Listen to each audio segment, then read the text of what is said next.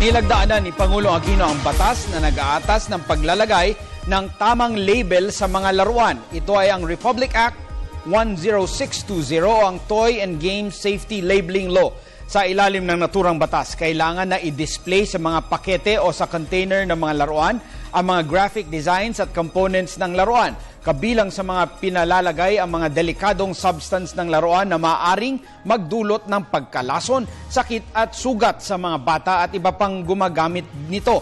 Sino mang lalabag sa batas ay pagmumultahin ng hindi bababa sa 10,000 hindi lalagpas ng 50,000 pesos.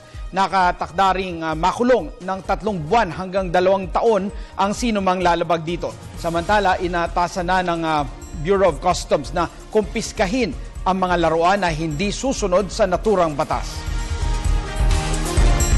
Kailangan na hong lagyan ng label yung mga laruang ito. Nakalagay po dun sa batas yung mga specifications, gaano kalaki, ano ho yung nakalagay na impormasyon dapat dun sa label, sa packaging, kung ano ho yung definition ng mga hazardous substances na bawal pong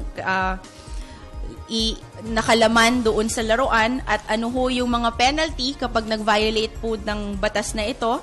Basahin ko po yung Section 10.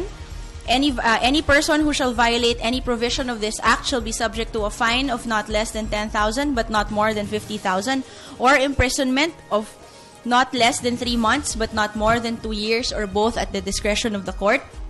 At nakalagay po dito, kapag merong mga laruan na hindi ho properly labeled at na lamang meron ho itong laman na hazardous substance, ay inaatasan na po ang Bureau of Customs na to render this, nakalagay po for immediate disposal of the Bureau of Customs, at ibig po sabihin nito ay to render it immediately unusable or unserviceable.